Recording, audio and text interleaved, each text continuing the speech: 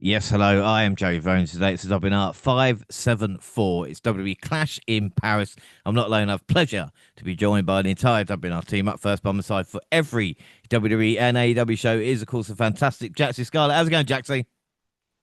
Hello, hello. Yes, doing well. Eager to get into everything Clash in Paris. Yeah, without a doubt. Up next, our resident NXT expert and New Japan demigod is Monty. How's it going, man? Doing great. Excited to be back on the show. Always excited to break down the latest stuff going on in the wrestling world. It was a great show, and we got a lot of action to catch up on just in general with WWE. Even though we're not too far behind, so still excited to get this out the way though. Yeah, without a doubt. And last but by no means least, and did you know the French are glad to die for love? They delight in fighting duels. But I prefer a man who lives and gives expensive jewels. A kiss on the hand may be quite continental, but diamonds are a girl's best friend. A kiss may be grand, but it won't pay the rental on your humble flat or help you out the automat. Men grow cold as girls grow old, and we all lose our charms in the end. But square cut or pear shape, these rocks don't lose their shape. Diamonds are a girl's best friend. Yes, the WNR sparkling diamond. It's Gina. How's it going, Gina? Hey, they are my best friends, so I will take them in any shape and form. Thank you. I'm looking forward to this one, though, guys. It's not a long pay-per-view event, but I think we've got a lot to discuss still. So looking forward Yeah. to it. And again, you're quite lucky with the choice because I picked one for Moulin Rouge and I was going to do the whole my gift is my son. And I thought my voice just will not handle it. So I think you got off lucky Yeah, there, Gina. maybe Do you know what save I'm that saying? one for another day. Yeah, next time they're in France. But we do have the WWE European tour to catch up with. Before we get to the Clash in Paris, so we start with SmackDown in Dublin where we left it last, and Becky started the show because, well, she's Irish. We want Lyra chance, and we see Lynch having a little run, and then Tiffany Stratton interrupted, and with Tiffany being there, of course, Nia Jax showed up, and Jade Cargill made the save. This led to a tag team main event, which the faces won, and rinse and repeat, really. But Jaxie, we talk about Becky Lynch in Ireland, and it's weird that this show is probably going to revolve around her a little bit. But Tiffany Stratton, again, is just showing up, but Nia Jax just can't leave her alone, you know? I mean, to be honest, it's been a while, and I just kind of thought to myself, what are they doing with Tiffany? Because there's not really been such significant storyline for her, and it's predominantly just been that Nia Jax turns up in her shadow everywhere she goes. So I'm a little bit curious as to like what they planned, if creative really had any plans for her after SummerSlam, because if that's the case, I'm just going to go back to my earlier argument of why did you not put the belt on Jade? But Like, But again, did you see the whole Tiffany's foot on the rope thing? Because that became a more recent thing than they actually made it at I, SummerSlam. Do you know what I I mean? I did not see this, and I don't know. Like, I feel like this came up much later than after like the match itself, so it kind of feels like already WWE knew they fucked up and we're like, we need to like create some sort of storyline to actually make Jade like, viable to actually go for the belt again. It just, I don't know. They fucked up. They know it. And it just kind of feels like they're using this foot on the ropes that I never saw.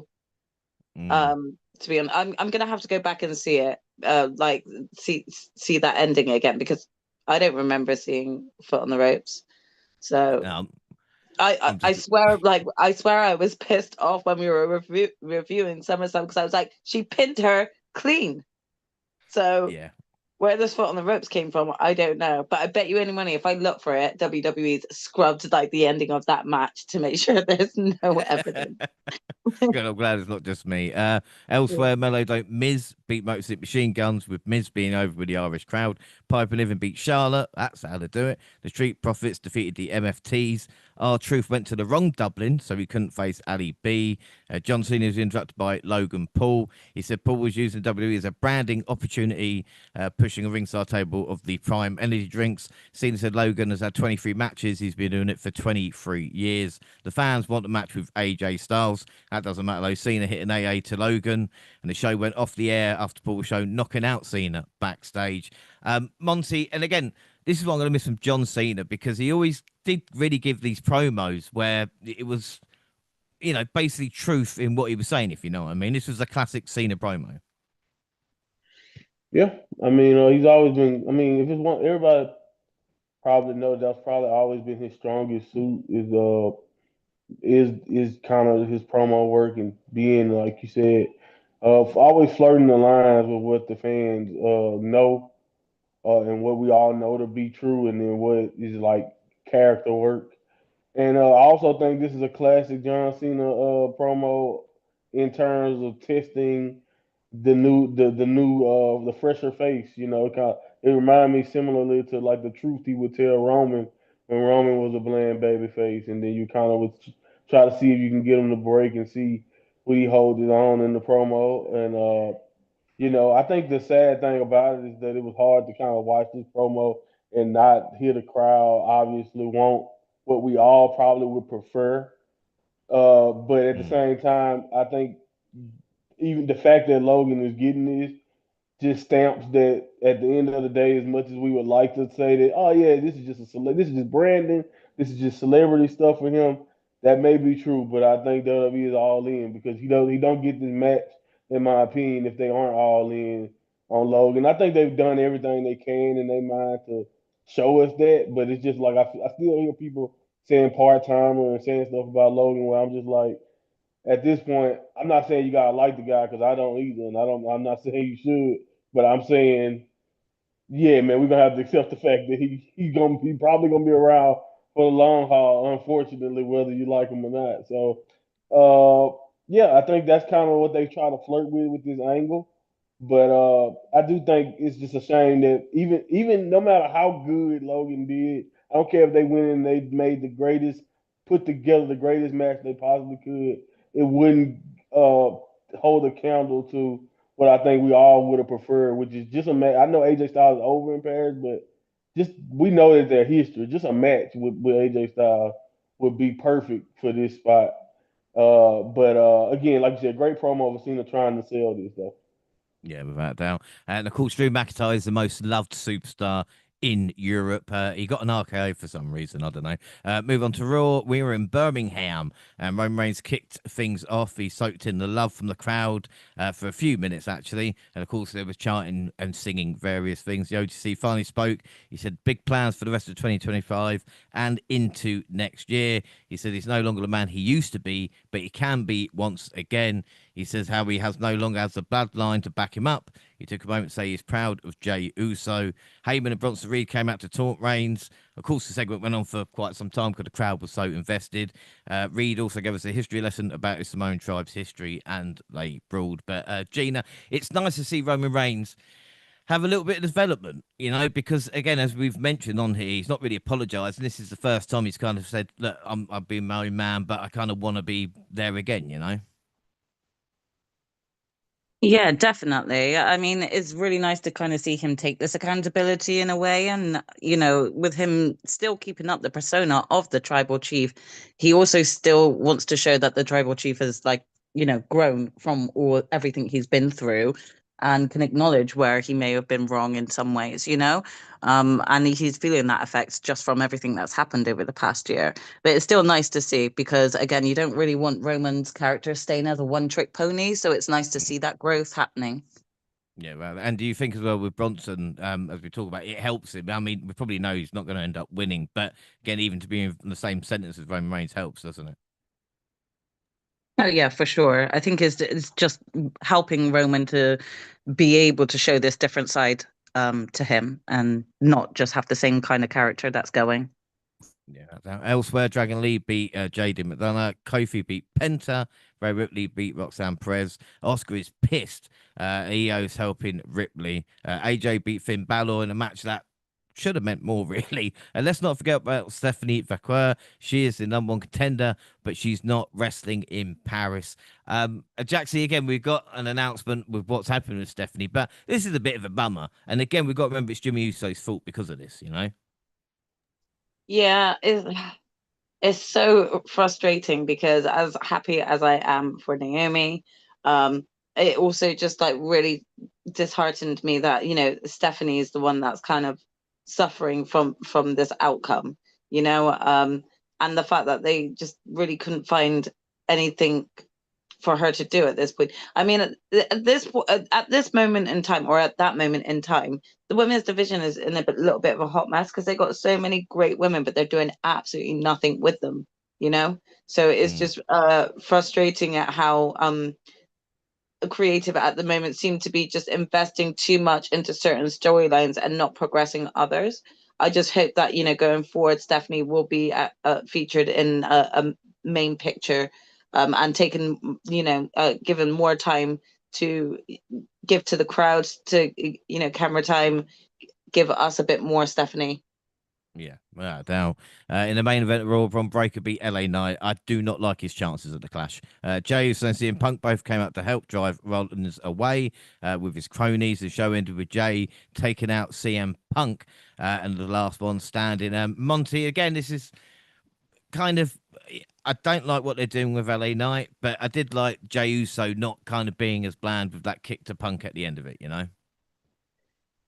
Yeah, I mean they kind of leaning into that whole relationship with Roman too, which gives Jay a little bit of life because I think Roman reminds people. I think a lot of people forget because of how much fun the crowd consistently have with him or whatever. But I think the association with Roman reminds people of who Jay is capable of being. I do think because WWE books babyface in such a formulaic, bland way, it's easy for fans to forget what Jay is capable of, like not only as a heel, but just the fact that he was.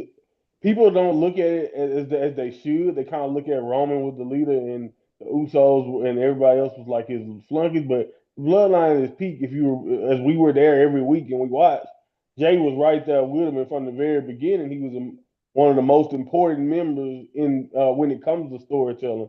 So you kind of got a little bit of that influence, but you also got like again a little bit of Jay just showing like, no, I want my world title. Friendship is cool. I want my world title, so that's cool. And as far as LA Knight goes, I've been trying to tell a lot of my LA Knight diehards who love shitting on Jey Uso and love talking bad about other baby faces because they don't like how their LA Knight is treated. And I get it. He's been over probably longer or just as long as like a Jey Uso in a sense. And he's probably been deserving. But like if you just going off the way they have booked him, he's not the world championship material guy in their mind yet. I don't know if he ever will be. I don't know if he'll get that run one day. But just the way they depict him throughout this entire Rollins run and through all of that, he feels like a guy who is good to have there, but he don't feel like he's ever going to be that threat to actually win. Who knows? That could change. But like you said, John, I think right now he's just a good baby face that the fans are going to pop for every week, and Triple H is going to use him to expand his heels instead of being a true world championship contender. But hey, I could be wrong. No, I think you're right about that. SmackDown in Lyon. I will say Leon again because of so many mispronunciations of the show. John Cena taught his opponent on Sunday a lesson in respect by apologising to the kid he famously cut down in one of his first Hill promos months ago and wrapped things up with a vow of victory. Gina, what do you think about this? Because again, I thought it was quite a nice touch. What annoyed me was the kid was more interested in getting a fucking selfie. You're on TV, bud. Do you know what I'm saying? Like, feel the moment. Those sorts of things really do ruin the experience sometimes. I guess like I'm talking like an old person now in terms of when I remember watching the Attitude Era, all you saw in the crowd was like signs and then just people enjoying their time there. And I will admit, it really does put me off sometimes just seeing 100 phones in the air rather than even faces of the fans because it's covering the phones are covering their faces. So that really is kind of off-putting in a way. Yeah, without doubt. Elsewhere, Chelsea Green and Alba Fire attacked women's tag team champions Alexa Bliss and Charlotte Flair before a scheduled match. Injured the latter's knee. This led to an impromptu singles match between Green and Bliss. Bliss won, but the Hill stood tall in the end. And I have to ask a question, and Jaxie, I don't want to piss you off here, but because I know you've spoken about the women's division, but are we back in the Divas days? Because Me Chin beat Mm. Kiana James in 6 seconds. We talk about Yeah, building a division. That's not going to help, is it? I know, I know. I'm again, this goes back to what I originally said that right now, like the women's division are strong with the women they've got, but they're not being utilized in a way where it really makes me believe like we're really doing well with like even the women's tag team division. We've got great potential, but right now it's just like the same thing, day in day out. And it's like certain matches you can already tell are easy to read, and like how many wrestlers are you going to make look like fools, like sort of like getting roll up pinned within 6 seconds, because That's that crazy. that to me isn't progress at all, you know. No, especially when I see like Nikki Bella, then I see a women's match lasting 6 seconds. I go, "Fuck, are No. we back Are in we actually 2013, back in the 2014?" fever You there? know what I mean? Yeah, If they see horrible. Misha McCall, everyone run. That's it. Drew McIntyre got a hero's welcome. He even let them sing Randy Orton's theme. What a guy. He said if you attacked him because of Cody, then he's an idiot. Obviously, they brawled with Orton hitting the security with RKOs. The Street Profits defeated Mellow Don't Miz. And Sami Zayn beat Solo Sikoa for the US title. So that's 2 wins over Solo, and his reign is over. I mean, Monty, and again, we know we're going to talk about what happened afterwards, but what the fuck is this, man? I love Sami Zayn, but I was bitching about him. This is not helping. This is not helping, Monty.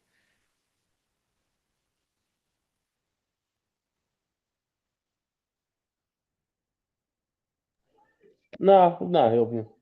I mean, it's not helping the people who got a narrative against Sammy.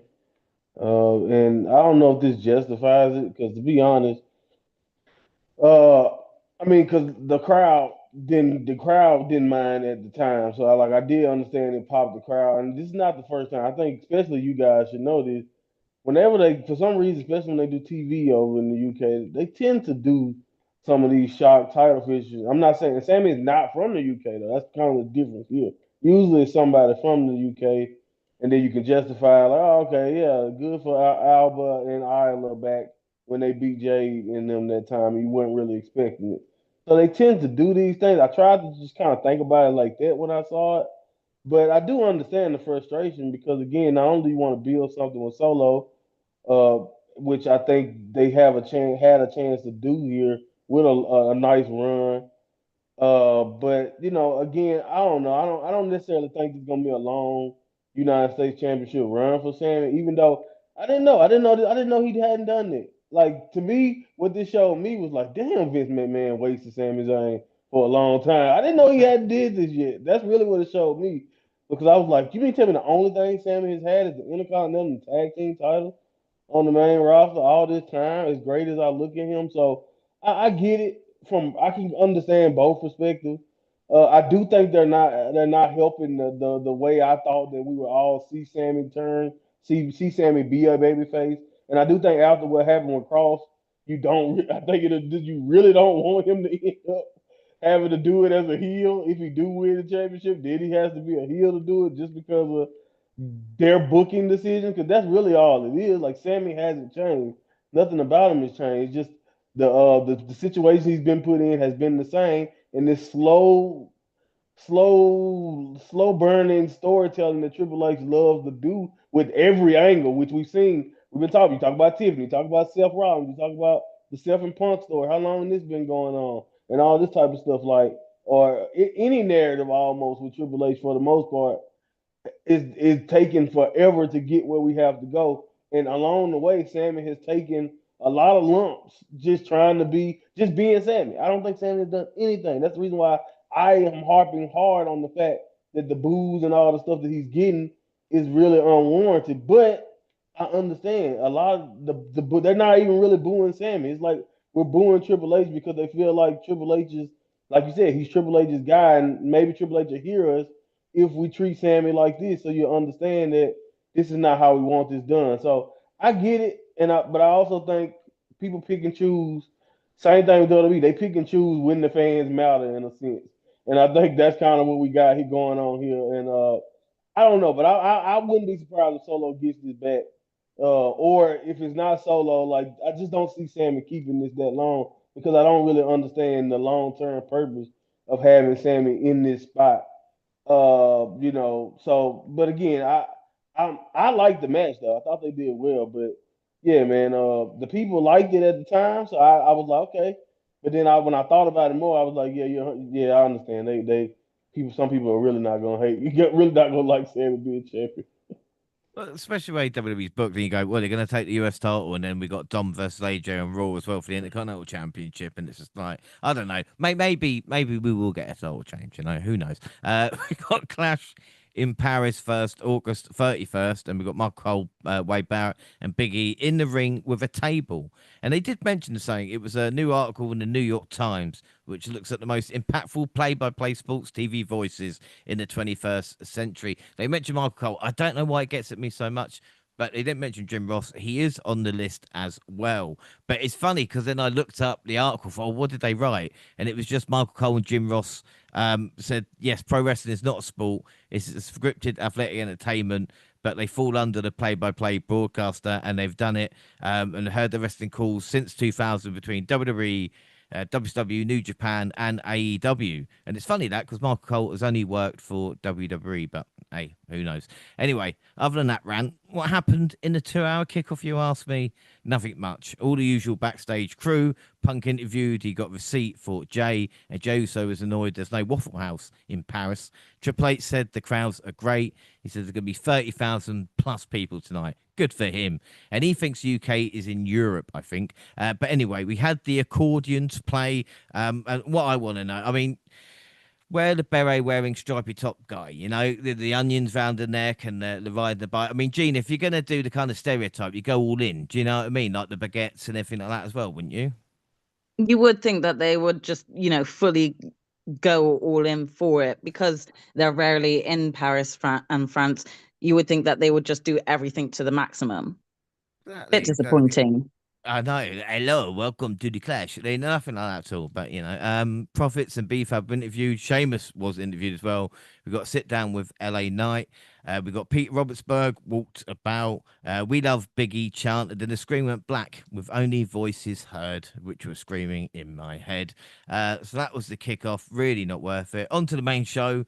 Cole and some superstar arrivals. We got a nice tifo by the crowd in Paris with the French flag. I mean, Jaxie, have we ever seen that in wrestling before? I don't think we have. I think only in football. That might be a new thing the French have done, the bastards. Yeah, I have to admit, I thought that was pretty intriguing. I don't think that that's something we've seen as a normal thing around Europe for sure. But the Eiffel Tower looked more like the Blackpool Tower, but hey, you can't blame WWE for trying. The arena did look great, and we started the show with the tribal thief, holder of the Shoefalla, Bronson Reed, with Paul Heyman in tow, taking on Roman Reigns, who got a monster pop, and we were ready. Reed had an answer for everything the former undisputed WWE champion threw at him, repeatedly cutting off every attempt at building momentum.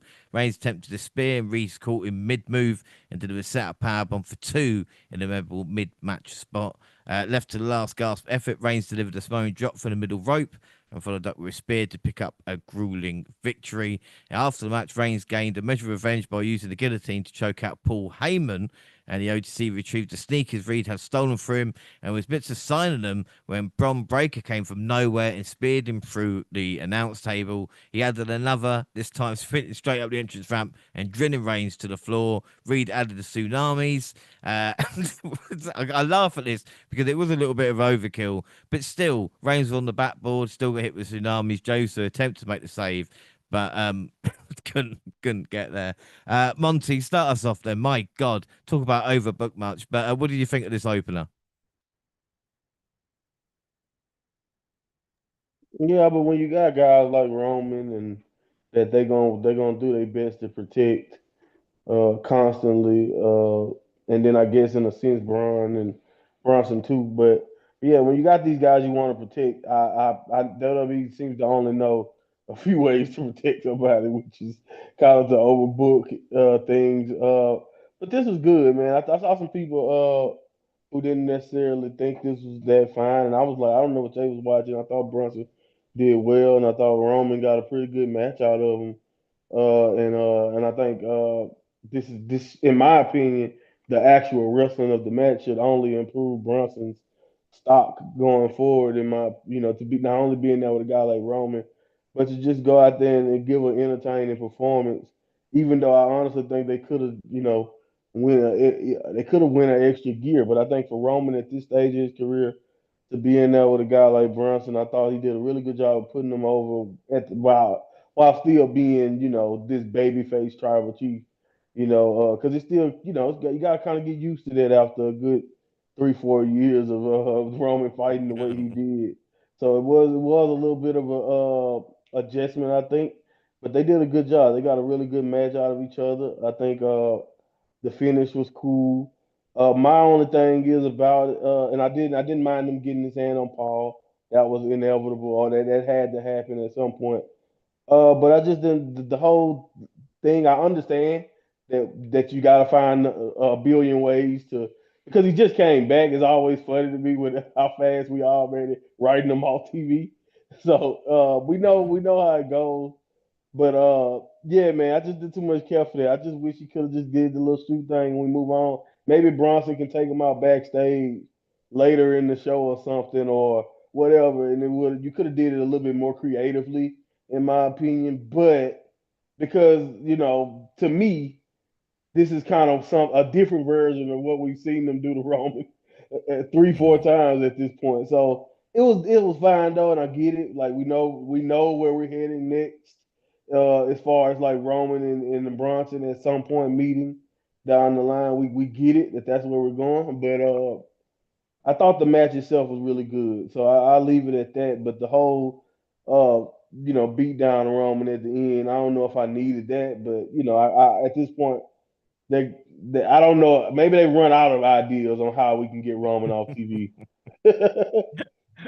Maybe, but again, it's crazy because I know WWE doesn't think we watch AEW, but we do. So we ended the last pay per view we watched with a stretcher job, which I hate the stretcher as well. And how did we start this PLE? Of course, with the stretcher for Roman Reigns.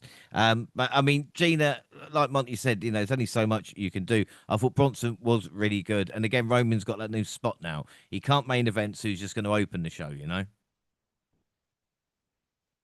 Yeah, I thought this match was really good, and I do feel that Bronson shined in this match a lot. He seemed to dominate Roman a lot, which again puts him over quite well. If they do want to keep, him as like feared sort of throughout the WWE, why not make him look dominant against someone who's Mm. been dominating the show for however long?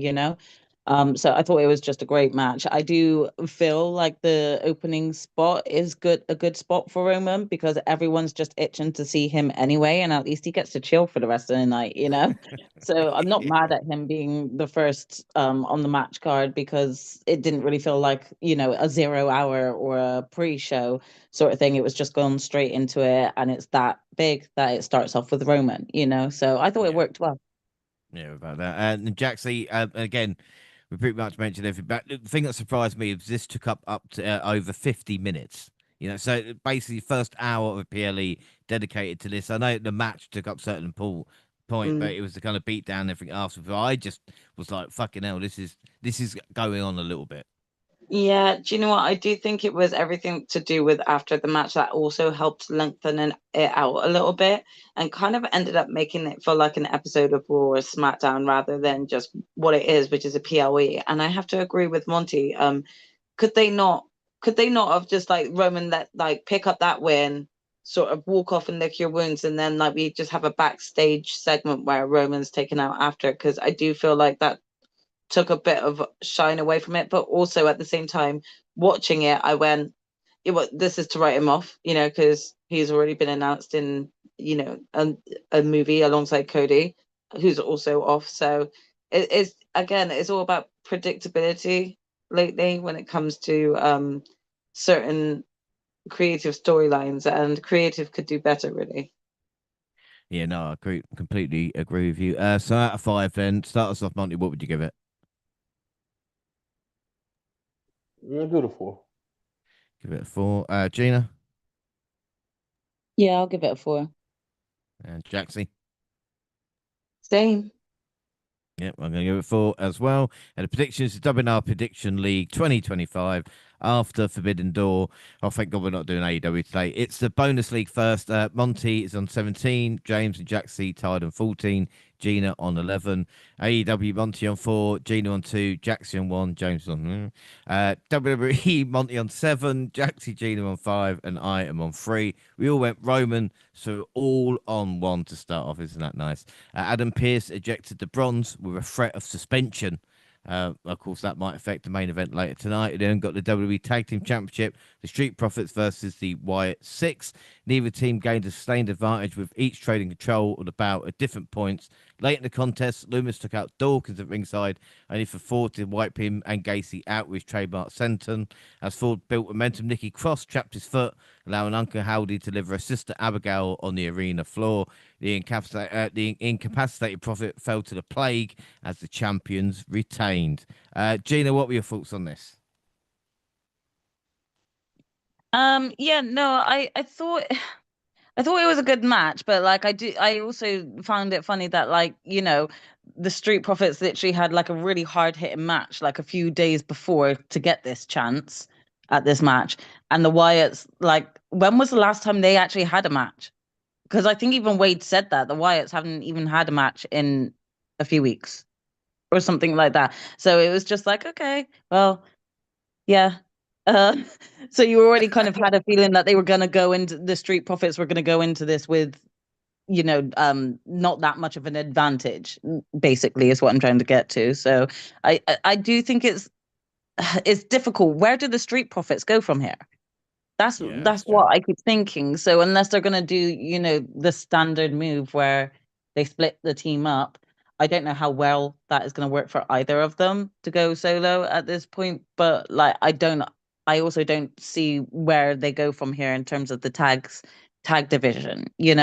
So yeah, I mean, don't get me wrong, I enjoy seeing the Wyatt Six. I would like to see them a bit more, and have more storylines involved. So hopefully we'll get that going forward. Yeah, without doubt. But you make a great point, though. I think it might have been even SummerSlam last time they had, like I said, put the tag titles on the line, most definitely. But Jaxie, and again, it's nice to see the tag division given a little bit of love, but again, with the time that it had, they did the best they could, I suppose.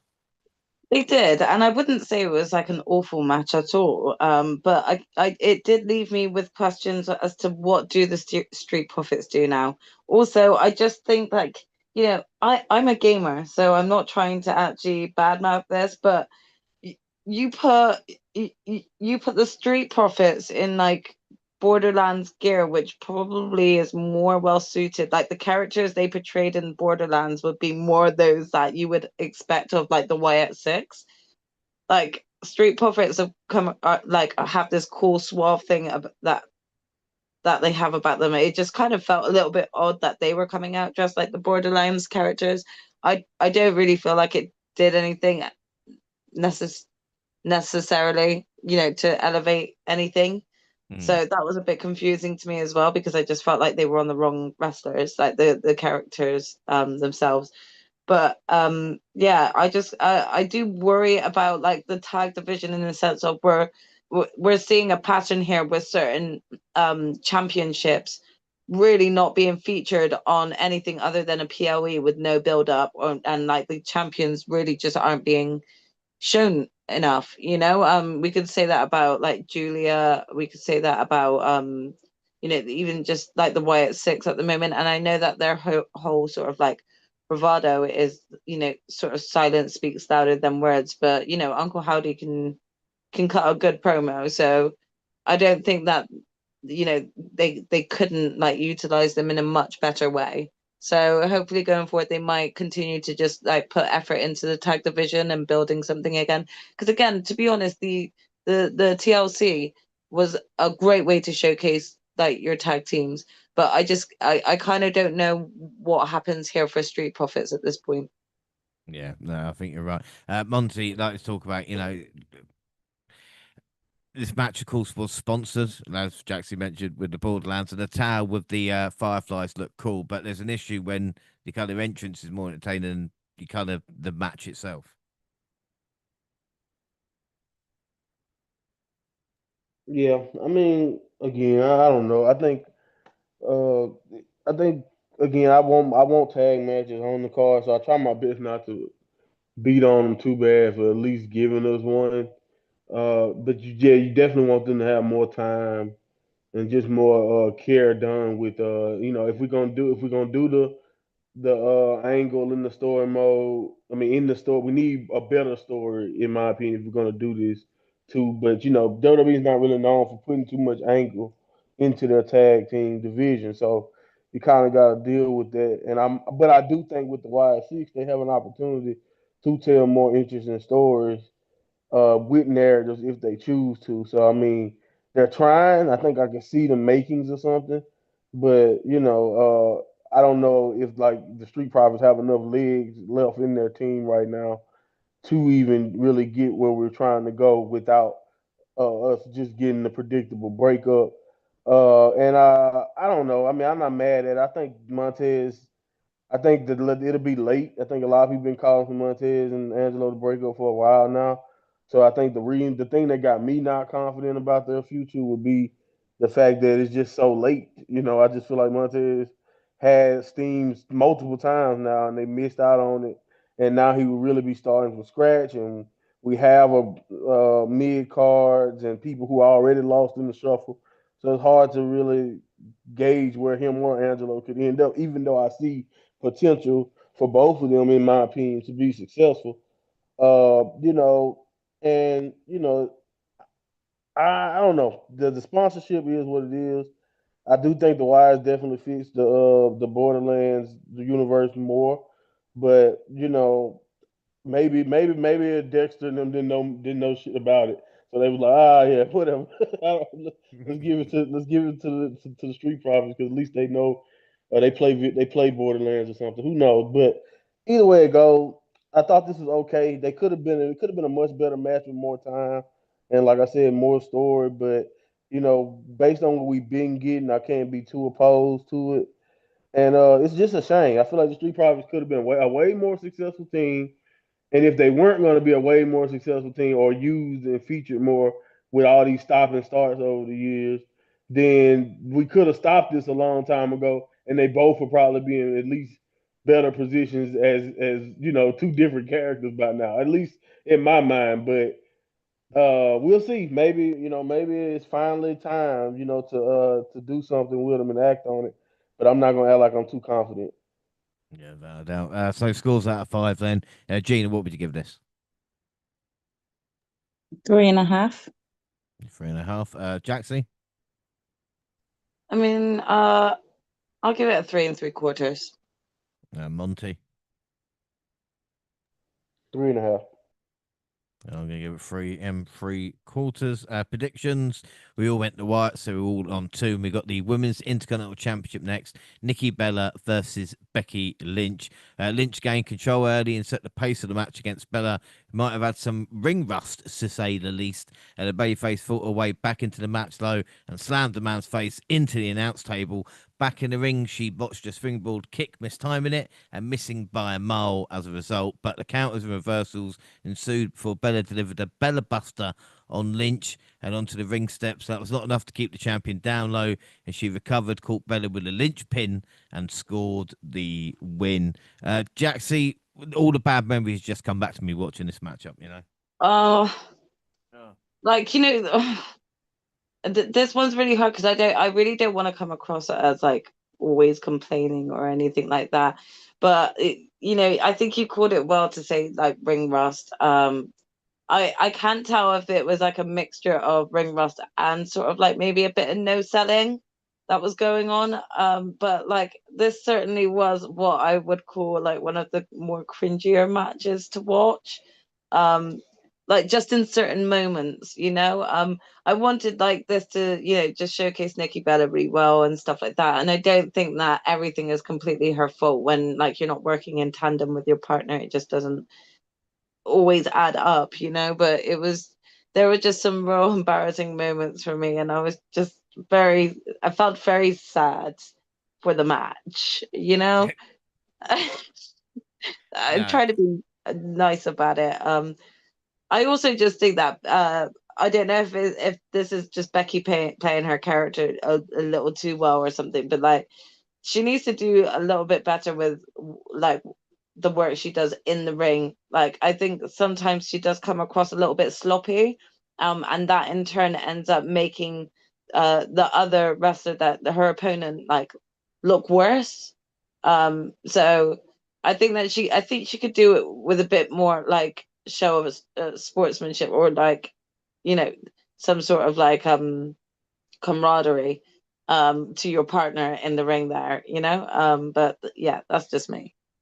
Well, it's funny you say that because and Monty, you can help me here with her because you were the one that said it that last one as well. And Lynch is in the position Sami Zayn was last month with Karrion Cross, but it is Becky getting the heat instead of, like we said, Sammy. You know, with the shit with the Cross, it was because Cross wasn't a good worker. This is because Becky's not really worked that well, and the stuff she's getting. I mean, not just you, Jax, but obviously worst online and stuff like this with her performances in ring. And Monty, I completely disagree. I think this is all Nikki Bella. I think Becky is one of the better workers, and yeah, maybe sloppiness at time, but I think it's just all down to Nikki. She's more interested in the hair extensions than she was in the actual matchup. You know, and that's what Those it's just hair little things you extensions. notice. Those hair extensions. Oh my god! But every time flicking her hair, fuck me. You know.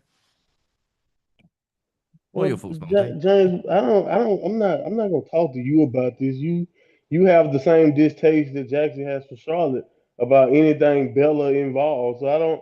You already came. If she would have Yeah. gave you the best match of her life, you would have said, "Oh, okay, that was okay," and that was it. You wouldn't have said it was the greatest. You No, wouldn't have I would gave have given it her the match credit ever. if she ever had a good match. I would have given her Yeah, but credit for it. exactly if she ever, in your opinion. Anyway, the point is, Yeah.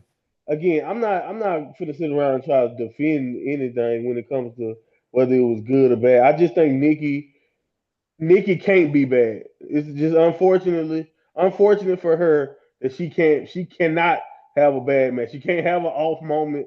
She can't be out of the ring for years and then come back and then try and not have to hit on all cylinders. You have to hit everything because everything Nikki does is going to get an exorbitant amount of hate anyway. Like that, like the stuff I see people say about this match is insane. And I've seen some bad dudes come back and stink up the ring, and they never get called the worst and never come back. And why do we need to see this? But for Nikki Bella and other women who wrestled in a certain era, and I'm not trying to say that you can't do that because Soraya, in my opinion, was getting killed in a similar fashion for not being able to stack up in people's minds to the current women, even though I thought she did a lot better than even this. So again, I'm not going to sit around and act like this was good. It wasn't. It had some miscommunication, but I do think to an extent, Nikki Bella is in a position to where if they do have a miscommunication, it better not be your fault. But unfortunately, everything is gonna be your fault because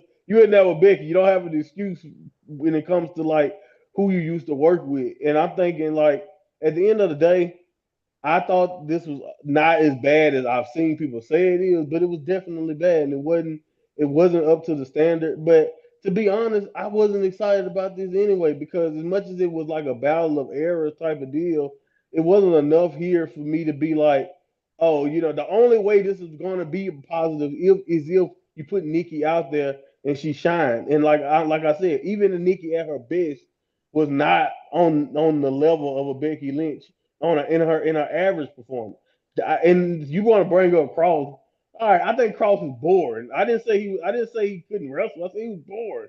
I said what he does is not interesting. That's the difference between somebody who can't wrestle and they boring. I'd rather you can't wrestle than be boring. At least I can laugh at you not being able to wrestle.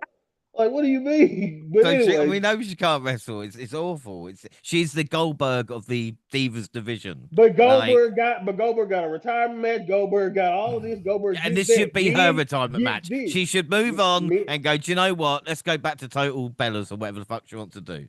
Do you know what I well, mean? Just move I on. seriously doubt that. But again, I seriously doubt that's gonna happen. But My only argument for Nikki Bella, and again, this is something that you ignore, and it's very poignant that you bring it up because it's just going to come right back around to how we end this show. Because people like Nikki Bella is important. It is people who don't watch wrestling, did not watch wrestling. And I know most hardcore wrestling fans hate the whole thought of total divas and all that, but it is literally sections of fans who did not watch wrestling. But when they made that reality show, you had a bunch of women who started watching wrestling. So again, I'm not again, that is her impact. That is why she's on your TV screen. If people can give me excuses for why Brock Lesnar can be on my TV screen for what he attracts, I can give you a million reasons why Nikki Bella can still be on your TV screen, whether you like it or not. Now again, are you gonna have to is she gonna have to up her standard if she's gonna be in a PLE match and all that? 100%. 100%. I'm not making no excuses for that. Like, yeah. But like I'm more on the Jackson side of it. That way I'm not gonna come down and just kill Nikki Bella like everybody else feel like they need to, just because I would love to see James in his current state go wrestle a match. Oh, do you know what? I would wrestle with one hand tied behind my back and beat Nikki Bella. Do you know that? That is the easiest fucking thing in I the noticed you world, you didn't know? put yourself in there with a male wrestler. So there's a reason for that. Go ahead.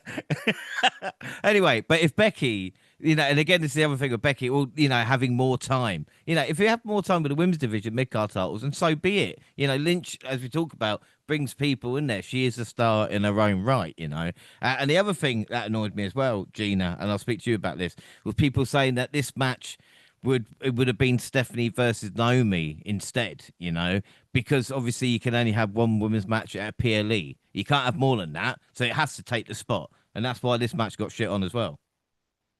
Yeah, it is unfortunate because this match did get a lot of hate because people were expecting that Stephanie Naomi match at Clash.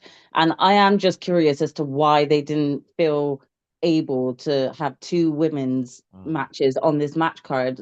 Even though Naomi had to relinquish the belt, they still could have put um Stephanie in a match, just for the sake of it. They could have put her in a qualifier match to be able to fight for the championship, or they could have actually just said, screw it. Whoever wins in a match, Stephanie and four others or something like that, then they become the next champ. They could have even done something like that. So there was plenty of opportunity for them to be able to add another match. And it is disappointing because this was the only female match that we got. I don't think it was the most awful match I've ever seen. I will admit that I do think Nikki Bella needs to stop focusing on her posing so much and try and focus more on smashing her opponent. But regardless, I think she did well. I think the funniest thing to come out of it is the memes of her missing Becky and people saying that John Cena got involved in Nikki's match. Like, but those are just hilarious. They're cracking me up. But yeah, I'm not going to fully bash on Nikki Bella because I think she's still doing what she can with the time that she's being given. I think a bit more practice might shed off a bit of that ring rust, maybe. But yeah, either way, I think they did what they could with the time they had. Yeah, I warned everybody. I told everybody how bad it would be. Right, so scores then. Jaxie, what would you give it out of 5? Um, I'm gonna give it a 3.25. 3.25. Monty, I'll give it 3. give it a 3. Gina, Yeah, I'll give it a 3. yeah, I'm gonna give it a 3 because Becky Lynch was there to save it. Predictions: we all went Lynch, so all on one. Jey Uso may be injured, but he still wants to fight. Sure, that'll be all right. We got the good old-fashioned Donnybrook next, Sheamus versus Rusev. The Bavarian Brute earned the upper hand and wasted little time in painting the Celtic warrior's body with bruises and welts. When Sheamus regained control, he tortured his opponent with numerous beats of the Finn Balor, including one that was assisted by Shillelagh. The resilient babyface powered out of his opponent's trademark submission finisher and dragged Rusev on top of several whiskey barrels, hoisted his rival on his back and delivered white noise from the same barrels and threw 4 tables to the floor. But back in the ring, Rusev teased using Shillelagh. Sheamus caught him with a bro kick. The Bavarian Brute recovered, blasted Sheamus across the back with a Shillelagh, applied a modified accolade with the same weapon, forcing a rare tap out from the Irish superstar. And Monty, seeing Sheamus tap out, it might have been the second time in his career. It was very surprising. But what do you think of the match? I think it's I don't know how much credit you give some people for making this match. Because it's like, is it lazy or is it just like, is it talented to like give Sheamus or Donnybrook? Because I don't think he's ever had a bad one. Like, I'm pretty sure every time his feud, I think he had a great one with Kaiser. He's had a couple other ones in the past. Usually, whatever his feuds get to the Donnybrook or whatever you want to call his these glorified hardcore, but we just call it something. Call it something. I guess that's it's a Donnybrook Irish. I don't know. Maybe they use Irish, but anyway, we call it something and we call it something else, but it's just a glorified let Sheamus do what the hell he want match, and he goes out there and he kills it. Like, I don't know how much credit I can give WWE for this, because I just feel like this formula has been done before, but him and Rusev, predictably by the way, because Rusev and Sheamus have a good chemistry and they get along in real life, I'm not really surprised that this was one of those things. I mean, I think Sheamus is underrated in the sense that I think he's underrated, but like he's already probably going to be a Hall of Famer, but he doesn't really get talked about like that the way he should. And I think even if he hasn't had like the greatest like title matches or runs or accolades, I feel like Sheamus has just been one of the most consistent, and he really should be featured more these days because his work has only gotten better as the years went by somehow. So I was over the moon with this. I think the fact that I'm talking about Sheamus so much does kind of worry me for Rusev, even though I do think Rusev is fine. I think the biggest issue I got is that so far as good as he won this match, and I'm glad he won it because he needed it. But it's like, did you watch this feud and get anything better out of Rusev in your mind, or did you just watch this feud and be like, "There goes Sheamus again"? Because that's what I found myself doing. I just found myself saying, "You know what, Sheamus, leave these fools and come to Japan and beat up some Japanese guys." Now, to be fair, Sheamus would be huge in Japan, and I mean literally and figuratively, he would be huge in Japan because of the height, of course, and just how he fights. But anyway, that's my done fanboying out for Sheamus. He's always been one of my favorites. I'm happy that he had this spot, but I do wonder, did Rusev gain anything even though he won? So Yeah. think about that. Well, it worries me. My notes are literally Sheamus will be looked upon as a true in-ring legend.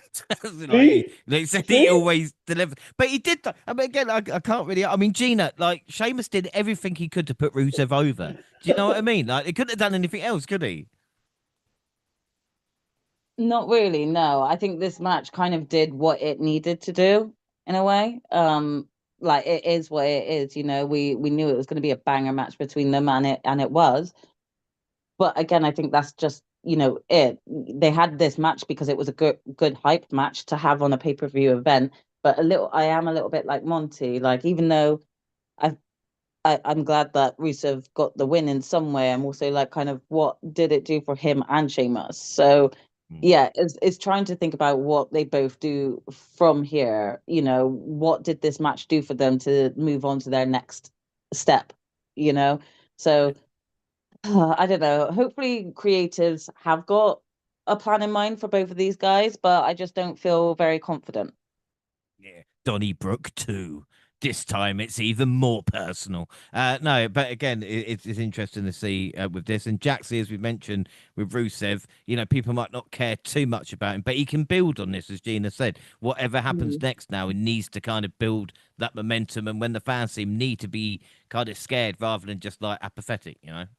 Yeah, I think at this point, it is the bigger question is, what's next for Rusev coming off of like a win like this, and like the key is for WWE not to drop the ball with this, like actually do something with him, like push him into a titleship contender match of some sorts, like we've seen like the outcome of this feud now. I don't need a Donnybrook too. So, do focus on, other opponents for each of them, have Sheamus start sort of, building some form of redemption for himself. anything other than, just keeping these two at it. Not saying that what they hadn't done already is not good work, but this is something that, we've only seen these two really focusing on each other. Let's actually put them into other storylines now and see what else they can do with that. Yeah, right, and they will be feeling this match for a long time.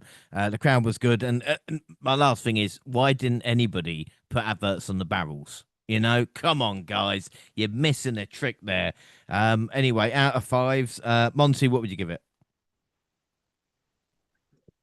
I mean, I don't remember what I wrote down initially for the Fatal Four Way, but this was definitely one of my matches of the night. So I think I gave it 4.5. 4.5. Gina.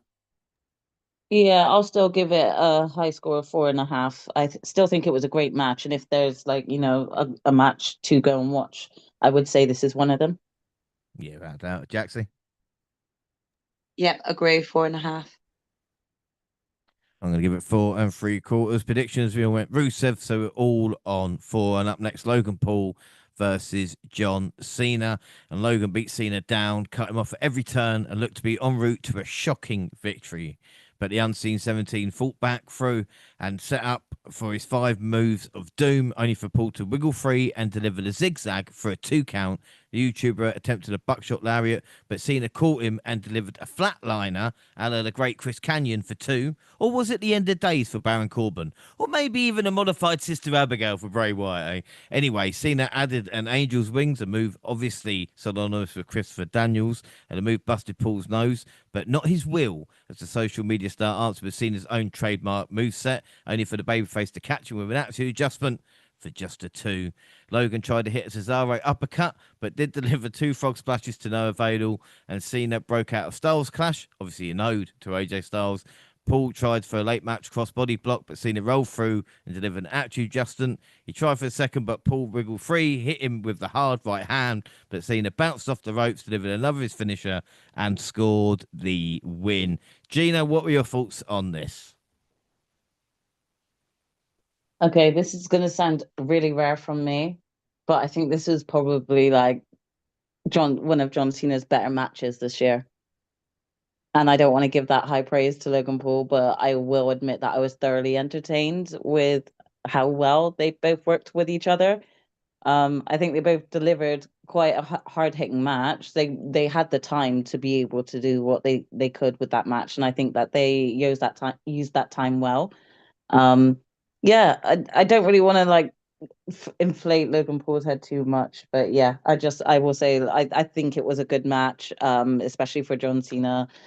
Yeah, I enjoyed it. I don't really know Yeah. what else to say about it because I still have a bitterness. But yeah, No, you but get this what I this mean. this is what John Cena's farewell tour should have been. Do you know what I mean? Good Yeah, matches and whoever the opponent would be, so to speak. yeah, basically. No confusion and stuff, just, straight up Yeah. wrestling, I guess. But yeah, that's what this was for me. This is another one that I would say is worth going back to watch on the match card. Yeah, and I will say to Michael Cole as well. He said 23 matches for Logan and not a bad one. Check out the Rey Mysterio one; it was shit. But what might happen though, Jaxie, even being in the ring with John Cena, is again learning from the crowd and certain moments rather than having anything rehearsed. Kind of what we've spoken about with Logan before, you know.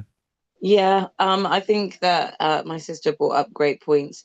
I don't really want to give credit to Logan, but I do believe that this was some of the best work that John has produced within the ring. They had, great chemistry and everything, and it just worked really well. Um, there were a few moments where, like, okay, Logan Paul didn't look awful, but that's it. Yeah. um, but again, I think this is one of the matches that was on the match card that felt like a premium live event match. So I'm gonna give it what it is because of, it was an entertaining match, and one, like you said, that this should have been like the consistent level of matches John Cena was seeing throughout the whole first half of this year.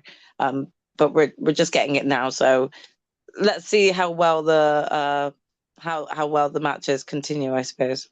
Yeah, without doubt. Not many left now. We'll get onto that in a second. But Monty, you know, when we talk about Logan, you did touch on it earlier. Like it or not, Logan will be a world champion just with presentation and kind of what everybody's saying about him. I have to admit that, even though I don't like him. I didn't say all that. Hopefully they hold him somehow. I doubt they will. Like you said, you're probably 100% right, but I'm just gonna reject it until it happens. Mm. Because why would I ever want that to happen? But anyway, yeah, man, I don't know. It's funny though. This is where Grouchy Monkey comes out because I didn't hate this match, but I came away from this match just like Logan Paul sucks. And the only reason why is because I came away from this because it was a longer match, and Cena was doing all these moves with people, and he talked about it after the match. A lot of the stuff he brought up, he did that on purpose because these are people he respected from the industry that he's either fought or wanted to fight or whatever. So a lot of that stuff he did was on purpose. You call it. I didn't even think about Sister Abigail, but it was definitely looked like an end of days. And he definitely did a couple other moves that you highlighted that's from his past, but not just from his past. So I thought that was cool. But when I was watching Cena do that, and whenever Cena, you always notice when Cena splits from his formula because he does have one of those move sets where he was the same for so long, you almost know what's coming. So when he did split it up, but then I was watching what Logan was doing, I was like, Logan Paul don't have a move set. He just got a bunch of finishes. He watched a bunch of other people's matches and he just took their finishes. He has little to no psychology when it comes to the moves he's doing. He has little to no, like you said, this match hopefully will help him, but he has little to no crowd awareness for what to do next. For any of the people who watch enough wrestling to know that you don't just do the next cool move. He literally walked when I watched Logan Paul wrestle now, I had to say this now because in the past I remember vividly being, you know what, we just gotta admit it, he's pretty good. It's not that he's good, he just does a lot of moves from wrestlers I associate with being good, and he puts them all together, and then that doesn't just executing it like you You've just said broken with the Nikki Bella. matrix here. You've Right. broken the To me, matrix. right. I figured it out. I was like, he's not that good. He's just doing a lot of moves from people we already think is good. And he puts it all in one match. And we're like, wow, he's good because he can do this. And people got to understand they're still grading him on a celebrity scale. But when you grade him on an actual wrestler scale, it's like, oh, he couldn't lace Hangman's boots, even though he can do a lariat. He can do a buckshot lariat. But anyway, that's my take on him per se in this match. This match kind of exposed it for me because Cena is the perfect wrestler to pay attention to that type of stuff because, like you said, Cena plays off the crowd. Cena does certain things when the crowd is looking for it, or he likes to swerve. He likes to do things differently when the crowd is looking for one thing. And it wasn't really a lot of that in this match. It was just a lot of let's get these moves in and let's execute them right. And Logan, he does execute it right. Like, and again, it's a credit to him because, like we just talking about with Nikki Bella, like it's people who've been working a long time and they got different talents. Like it's funny y'all mentioned like she got to stop posing. What the hell was the key element to wrestling when she was wrestling? It was looks. Like that was the key. Like that's what she got paid off of for a long time. So you got to break that habit. But anyway, execution is important. So he is good in a sense that he doesn't just botch all the time. But at the same time, wrestling is more than just a bunch of moves. Like people kill Osprey, people kill Ricochet, and say that they're not that good. They just know a bunch of moves. Even though all of us know they have psychology and they don't just do a bunch of moves. But Logan Paul is literally who they talking about. And he gets a lot of praise online, even though I know he gets plenty of hate too. But anyway, that's kind of like my takeaway watching this match. I was just like, yeah, he really don't have much psychology at all to this match. And if you like me and didn't really care about the angle of this match, I was waiting on a story for this, and it wasn't much of a story. They just went out there and they did what they had to do. So yes, this was great for Cena. Another good showcase for what we can see Cena still had to do. And I agree, James. We wish we could have got more of this on this tour, or more just letting Cena go out there and cook with different people and do different things and pay respects to a lot of his great opponents of the past. But other than that, I was liking this match like, okay, cool. good job, Cena. But I really came away looking at Logan like, wow, they really have to give him something else.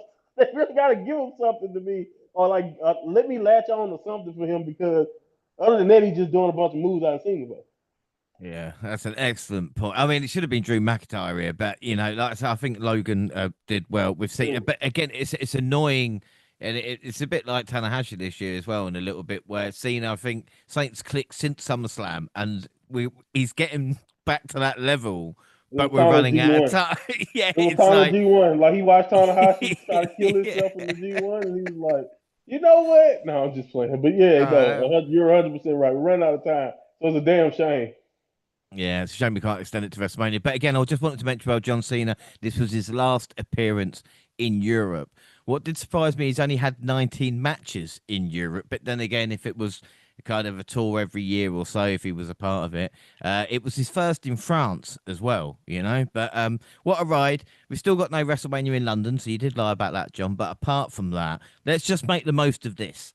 AEW and WWE both on a European tour with a pay per view of PLE here as well in front of mega crowds. I mean, the bubble will burst, guys, but let's just make the most of it at this moment in time.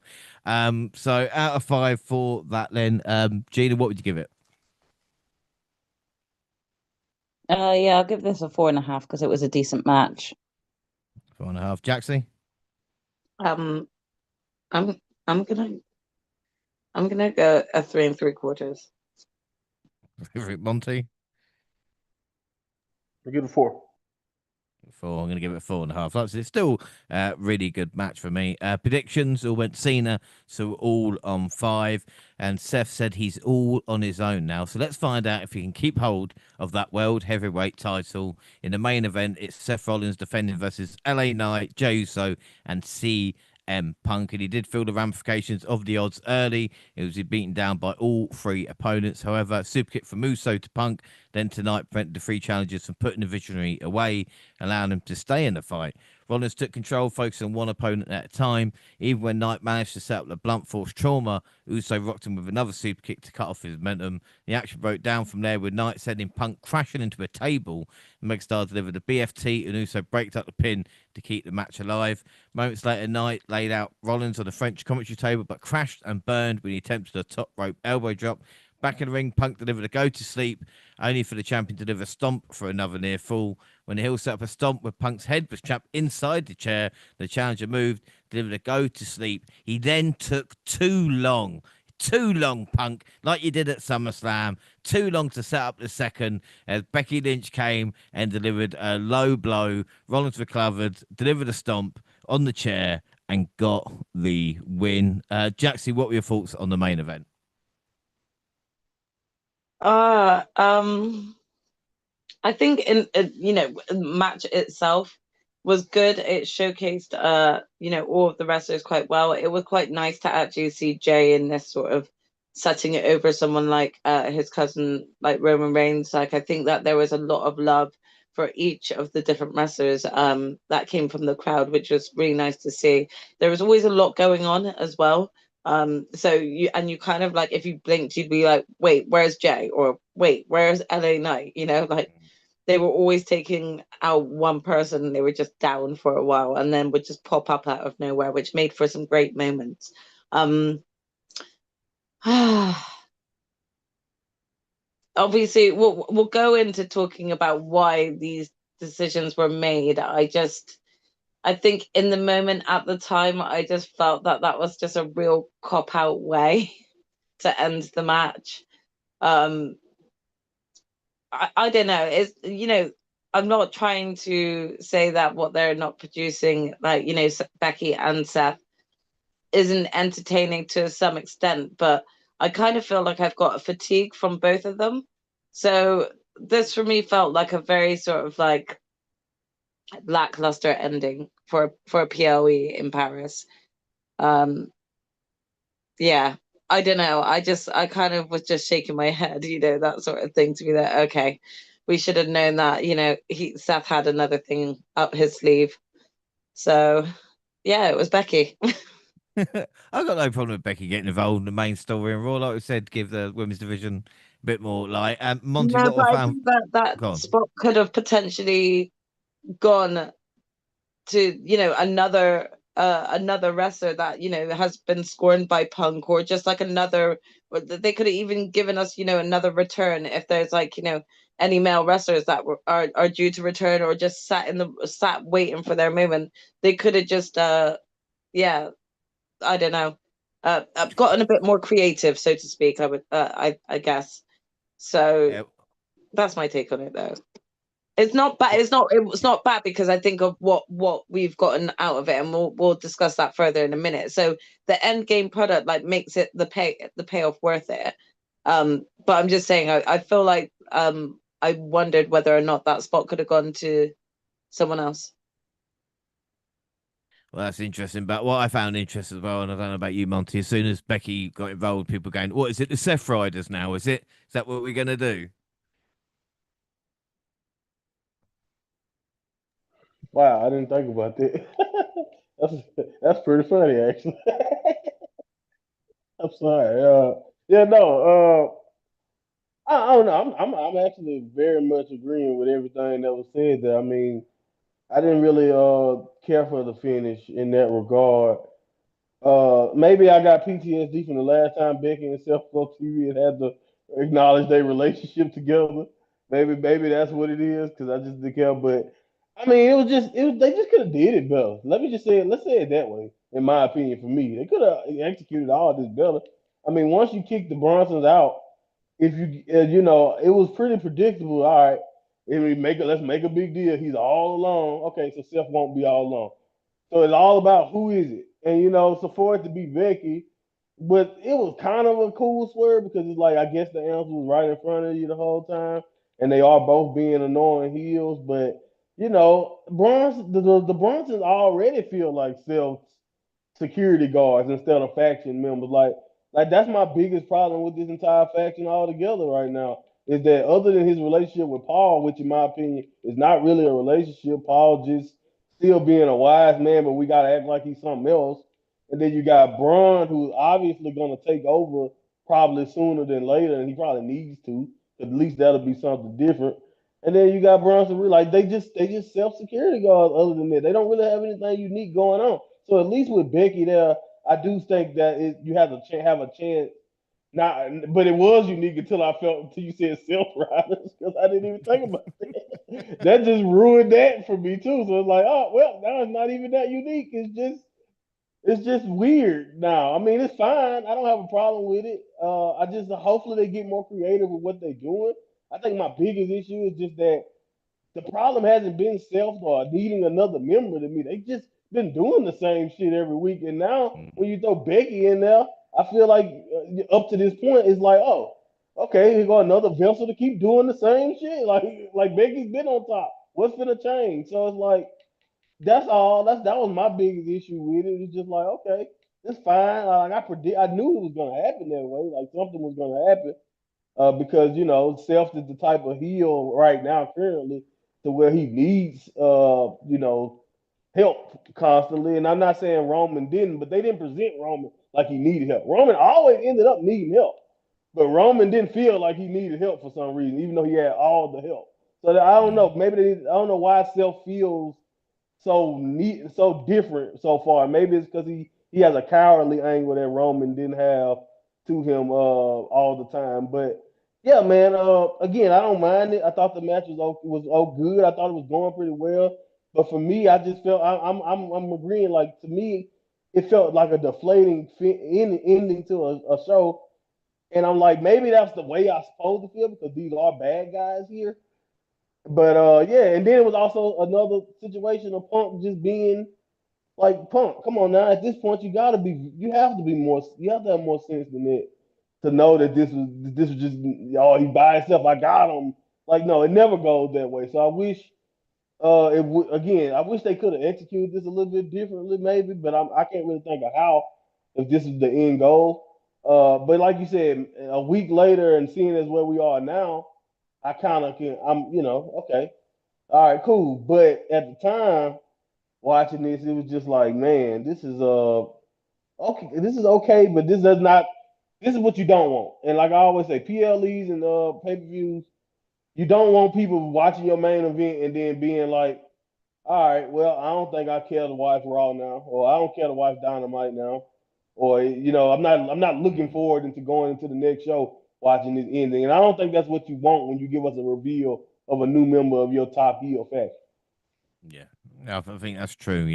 But it is great to see so many kind of creditable face challengers. We are living with that as well. But Gene, I think the issue is, especially with these kind of four, that the youngest out of the four is Seth. But because we've seen Seth do it so often, like I said, I wouldn't mind like a little LA Night run or something like that, just to Mm-hmm. stop the kind of monotony of what we've seen recently. Yeah, it does feel kind of repetitive, you know. I mean, I'm not gonna say I didn't see this coming, especially because I felt like they planted seeds all throughout the night with, Jay being injured for helping Roman earlier that evening. That's kind of already ruling him out. They kind of planted seeds when Seth was like interviewed backstage about, the fact that he didn't have anyone in his corner now to go into this match. So it kind of already painted the picture like, is Seth really going to go into this match on his own, or is he going to have another trick up his sleeve? So I already felt like it was planting seeds, but it would have been just really refreshing just to see, an LA Knight win come out of nowhere for this one. I'm not saying the match wasn't good. It was a good match. It was very entertaining. I am a little bit in the similar mind of my sister, in terms of like they could have brought someone back like Austin Theory or someone to helped Seth in that spot. But I also understand from a a creative perspective, what they were looking to do in the long run with this. It makes sense. So, but yeah, it does feel a little bit repetitive, and I feel like Seth is gonna kind of get caught in this same old cycle soon if it keeps this way, So that's why it would have broken it up if LA Knight got the win here. Right, and like I said, Bandages did make an appearance with Joe, so Punk got his receipt as well. And maybe this match would have been better with or maybe the PLE would have been with John Cena being in the main event because that's what the fans were really there for, or that's what you felt as the show ended. And Seth did pin Punk, but that won't stop Phil, will it? So out of five, then, Jaxie, what would you give the main event? Um, I'll give it a 4.25. 4.25. Monty? I gave it a 4.25. 4.25. Gina? Yeah, I'll go same. And I went 4.25 as well, actually. So yeah, predictions. You all went Seth. So final scores: a very rare grand slam, all four with a perfect score. But again, Jaxie, you're probably going to take it away from me because you'd be like, "Oh, look how predictable it was." Like even you won, but I did win, so that's good, I suppose. I mean, I think that a lot of the initial reactions to the match card itself kind of already told you how a lot of the matches were going to go. And I'll just say that this was one where I feel like all of us played it safe and it paid off.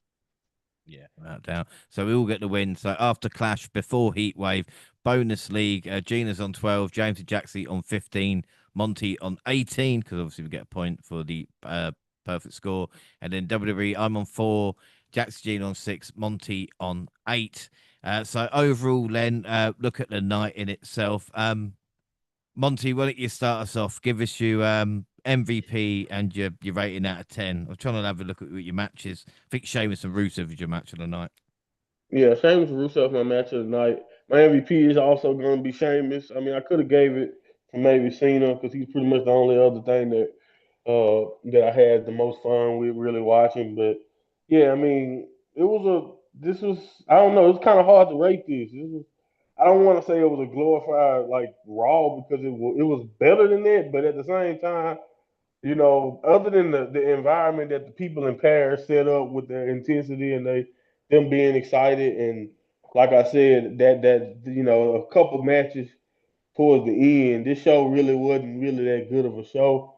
Uh, and it just makes me wonder, not necessarily that do we need to have a PLE every month. But it's just like if you're gonna get some of this quality, if we're gonna do this every month, and we're gonna keep putting people are gonna be paying exorbitant prices and stuff these days.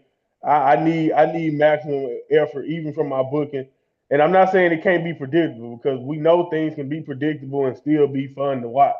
But I did come away from this like taking positives away from it, but still not. I don't think I really had fun watching it. And again, that could be some of that can be me. And but all of in my opinion, I feel like them fans had a great time, and just I'm happy that they enjoyed it. But I think they could have paid for a better show. But I'm gonna give it 7.5 overall.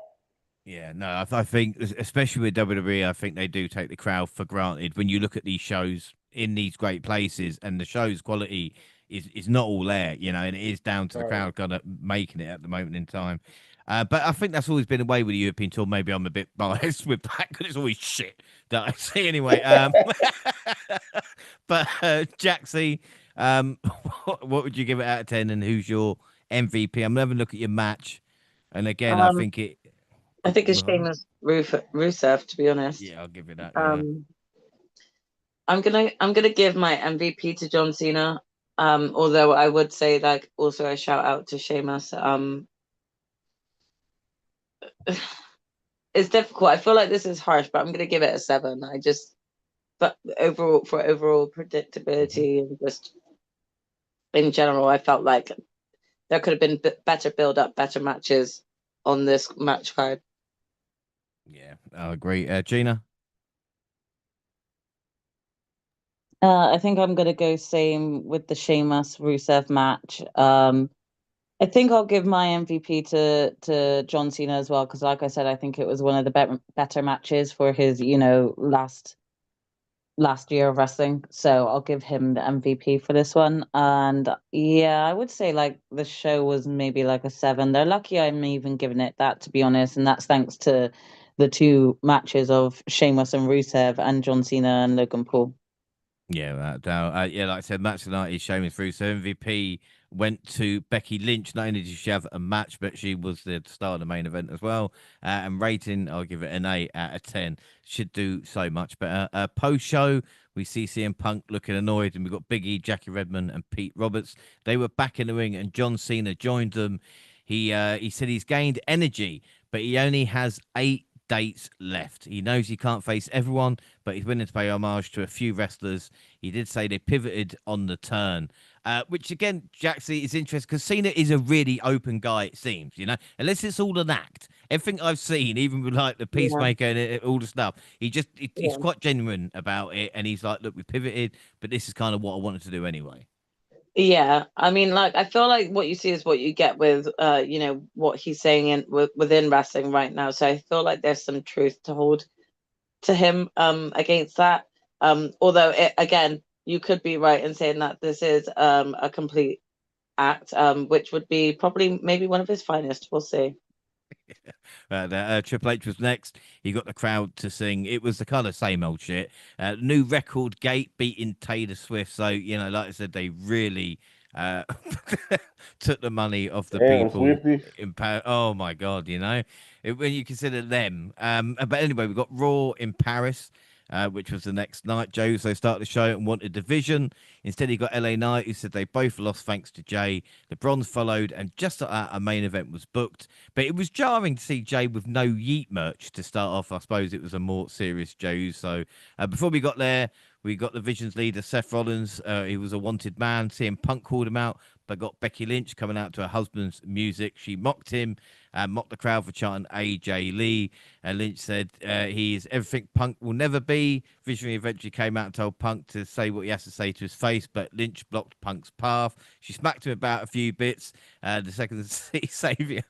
Monty, did you think for a second when CM Punk walked away that he would GTS Becky Lynch? Because it's not beyond the realms of possibility, is it? I know they're saying that up, but I was like, go on, Punk. Go on, Punkster.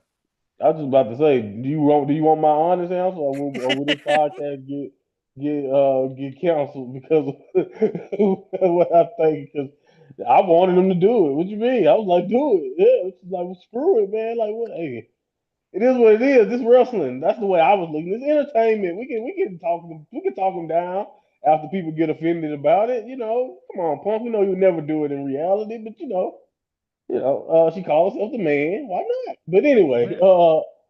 I don't know. I like this. I'm with you, but that's why in my mind I was like, okay, we're going somewhere, and we better be going where we supposed to be going because if we're not, everybody gonna be disappointed. And that's all I have to say Mm. about that because I was just like, yeah, no, you can't go that far and not have a backup plan in that regard. But I also was like, do we just let Becky get away with this because we like Becky and respect the man character? Because like Seth once again is just like irrelevant to me. And it's almost like when he walked out there, I was like, "Nah, going back. She's doing a good job for you, man. We don't even need you, Seth. Like, yeah, go ahead. Let her do her thing. Like, why not? Yeah. But yeah, so that's the dangerous element because that was I'm going to be honest. As a wrestler, you couldn't ask for two better comparisons. They both can give you whatever you want. But as on the mic and character wise, oh Becky is way more interesting than him.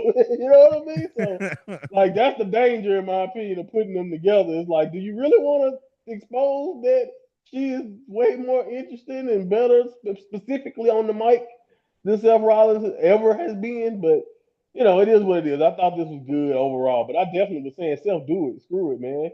Well, you can apologize later. In the main event, Uso and Knight almost made a successful comeback, but Breaker was able to get the victory with a spear. As usual, winning wasn't enough, so the Hills kept the attack. And Jimmy Uso hit the ring with a steel chair to make the save through his brother. So, Gina, do you reckon now, with Big Jim in the house, we're going to see the Usos reform, and that's the kind of way we go now? I really hope so, if I'm being truly honest, because it is a bit jarring when you see sort of week after week one of the brothers are being, jumped or beaten up on, and you're like, where the hell is his twin? Like, even though they've not been wrestling as a tag team, if I'm still backstage, like, and my twins getting beaten in the ring, you don't think I'm not running out there. So yeah, it was nice to finally see Big Jim come out, and hopefully this is them forming the tag team between them again, because I'm not sure. I might be wrong, but I'm sure one or both of them said that they might have like about a year left of wrestling in them before they look to move on as well. So I can imagine that they probably would love another like go at the tag belts together before they do look to go off. So yeah, this was a really nice feel good moment because is rare that you get to see the Uso twins together like this. So if we're gonna get it back, I'll happily take it. But it is sad because Jay does have such a big hype as a solo wrestler, and I still feel like they could even potentially have given him the Clash win to give him a couple more weeks with the belt because Yeah. they did him dirty when he did have it. So even that would have been like a nice different take to have on the show, story wise. But yeah, we'll see. Either way, we'll see how he gets on with Big Jim back in his corner. Yeah, that down. Elsewhere, Kabuki Warriors beat the Judgment Day. The Empress tried with a different move, but it went awry and she improvised. But at least Oscar's relationship with Io seems fine. Io Sky will face Stephanie Vicker at WrestlePalooza for the vacant women's title. And yes, that is the name of the next PLE, which will be on ESPN. But Jaxie, there we go. Stephanie and Io for the vacant title will be interesting. But it's the underlying storyline with Oscar as well, Yeah. and I feel so sorry for Kari Sane. Like I said, I know how Kari feels. I'm definitely Team Kyrie on this. Like she looks and feels torn, and it's not a nice place to be. I mean, being one of four siblings, um, it's not easy being in the middle and trying to play peacekeeper. So I can understand her pain. Um, but this is a good lineup. This is a good one-on-one match for two between two great competitors who deserve a chance at the women's belt. So I'm not mad at this lineup, but I do worry about the involvement or maybe lack thereof from Oscar and whether or not that will have any effect on Io going into this match. So time will tell, but it's definitely a match that I'm looking forward to see two of the strongest women in the wrestling ring at the moment go at it. I don't think I've actually seen these two one on one yet, so I'm super excited for this. Yeah, it's going to be good.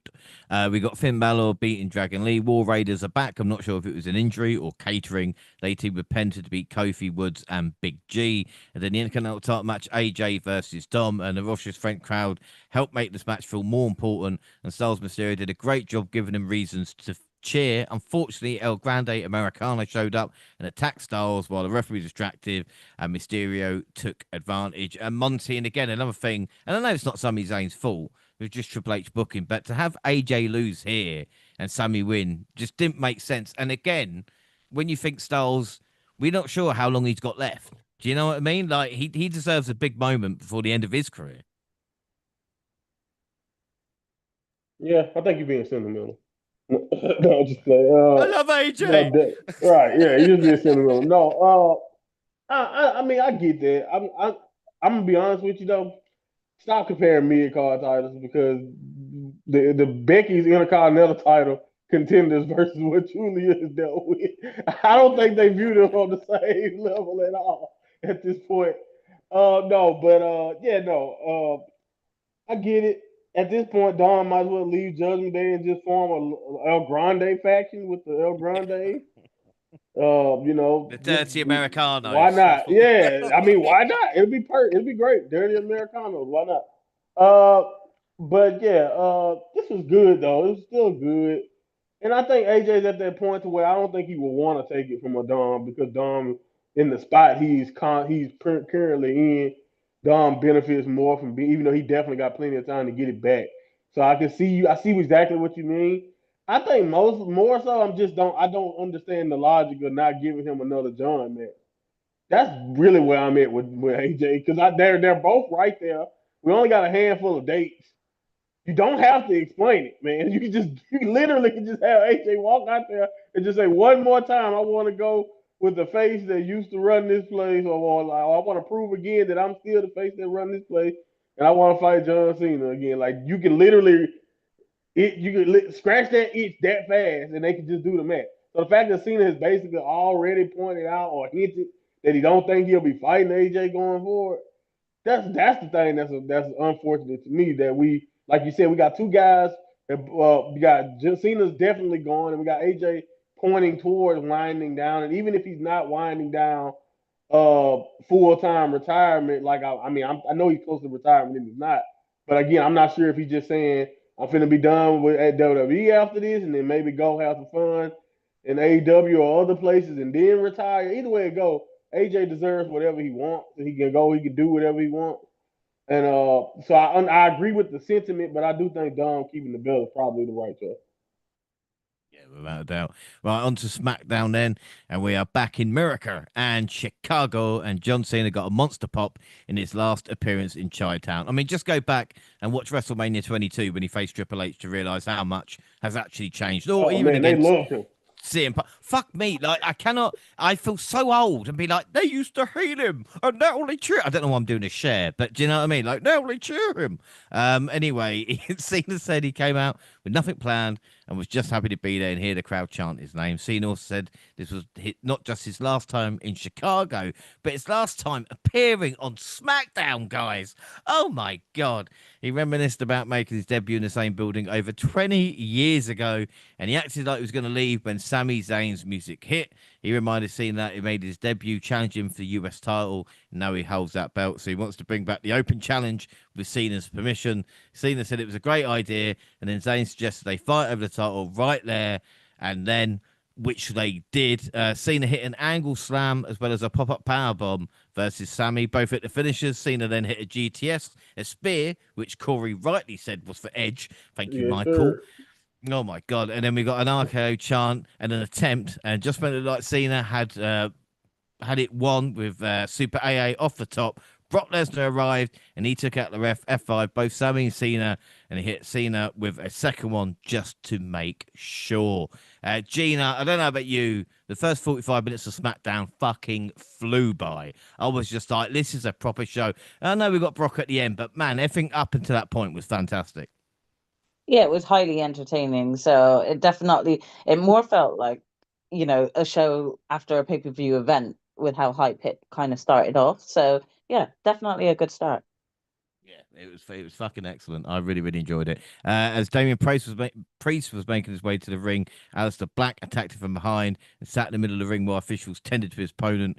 We returned to see Priest heading back to the ring despite medics telling him not to, and he shouldn't have. As one black mass later, Aleister Black got the win. And then the second United States Championship match for night saw Julia defend the title against the woman who beat Kiana James last week, which was me, Chin. With a little help from Kiana James, Julia was able to get a finisher for the pin. But Jaxie, as Monty pointed out, the women's mid-card titles are completely different positions at this moment in time. But Julia's got that talent, hasn't she, you know? She does, which is why my biggest issue is that she does not need Kiana James. She does not need her for her to interfere in these matches. If like these matches were given the right amount of time, like they've given the Intercontinental matches or promo time too.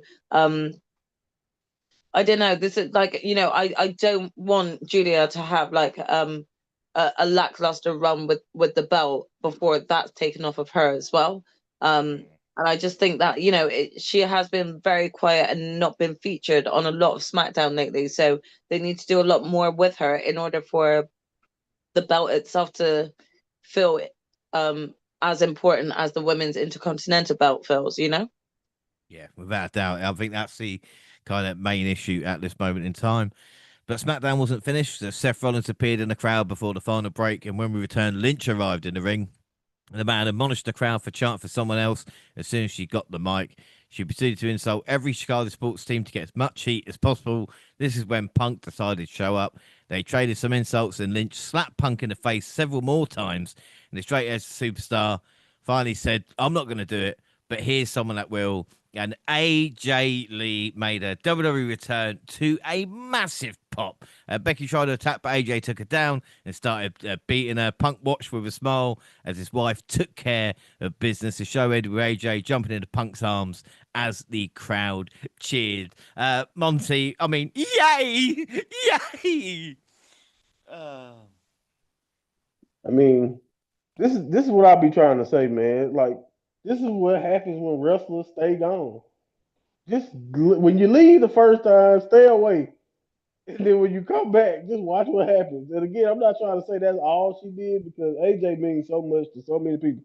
And if you don't believe me, look at social media the night it happened, and not just the fan. Look at how many wrestlers who currently wrestle, women who wrestle right now, they all was posting their cosplays or how they dressed as AJ growing up, or they got the Roxanne picture of actually meeting her over the years back in the day. Like AJ was that woman. AJ mentioned in her book how she was the first woman in years to get merch. They laughed at her when she asked in NXT about literally getting merch and literally how she was telling the merch people, "Oh, you're gonna make stuff for me one day," and they would laugh. They jokingly laughed her off to her face. That's how funny it was about a woman getting merch. That's how funny it was at the time. And they end up making a whole bunch of merch and Chuck Taylors and hundreds of things for AJ as she ended up outselling the boys as she got popular because AJ was, everybody knows.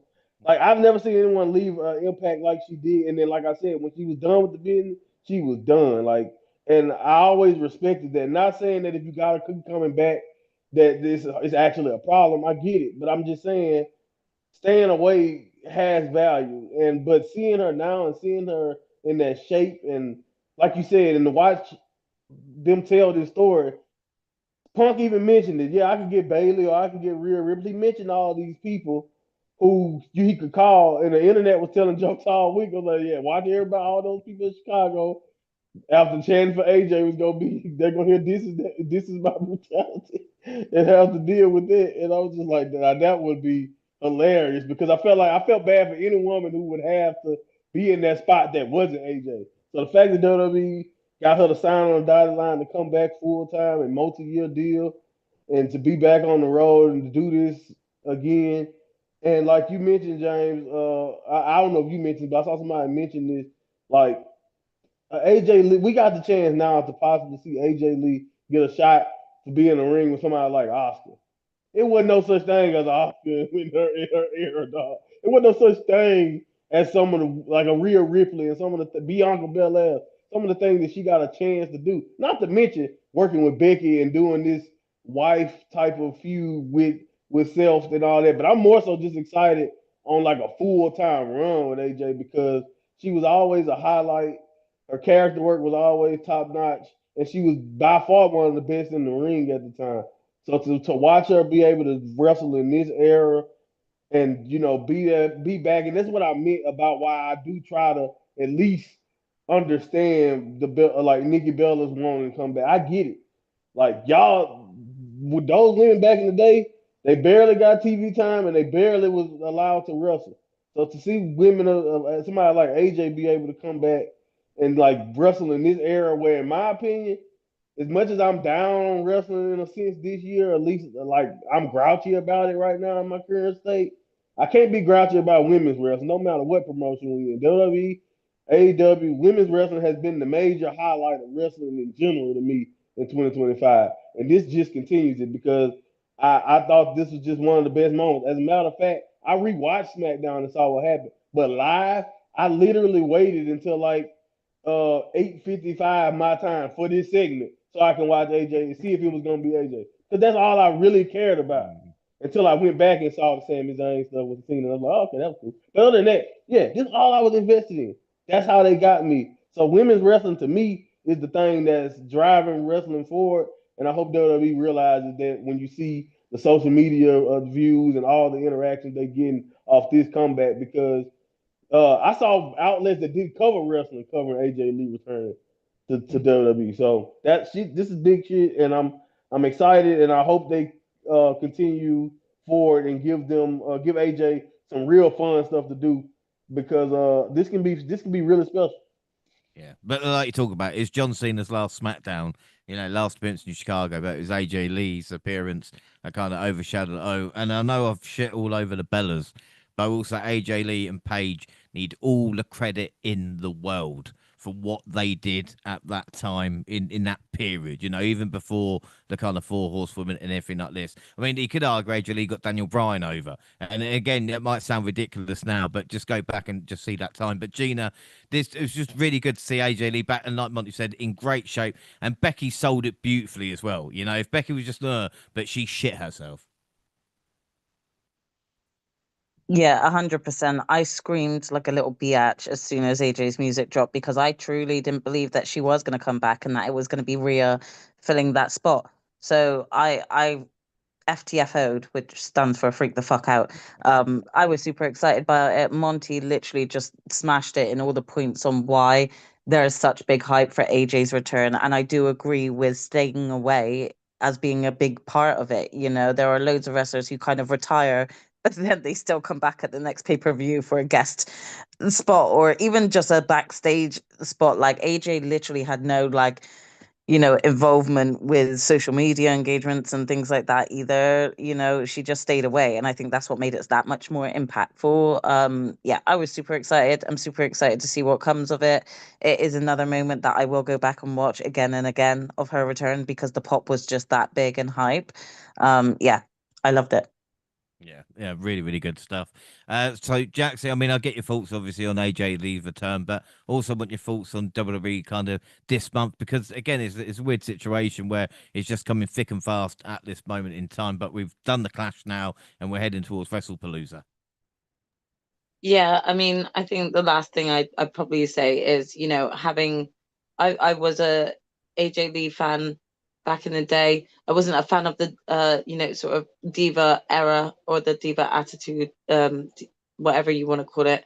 However, I read AJ's book and just kind of resonated with a lot of what she wrote about, and just kind of feel more like you can relate to someone like AJ. And I think that's what makes her such a popular person, not just a wrestler, but popular person within wrestling. And it's very exciting to see her come back and see what she can do.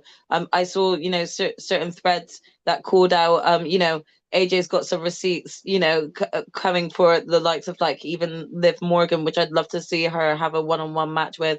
Liv does the sit on the rope things as well, but we all got to remember that AJ did it first, that sort of thing. So I could I can only imagine some of the dream matches that are going to come out of this, and I'm super excited for that and excited for her. She deserved the pop she got.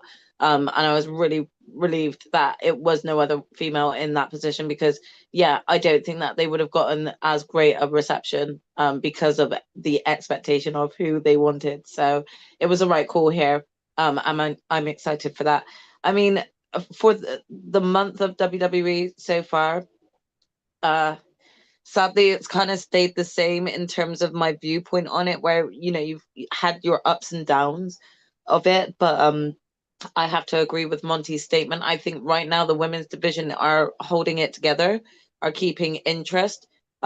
Even before Naomi announced her pregnancy, uh, people were tuning in more for Naomi than they were the male wrestling. And it's not because male wrestling is not good; it's great, but creative and storylines for them right now suck.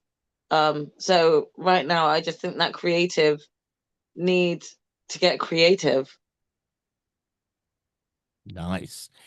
So we'll leave it on that. That is it. Don't forget, across all social media, X at the WNR podcast, and I'm at the WNR pod. James, you can find the entire WNR team on the banner. Jaxie, where can people find and follow you? I'm across X, Instagram, and Twitch at Jaxie Scarlett. Perfect. Monty?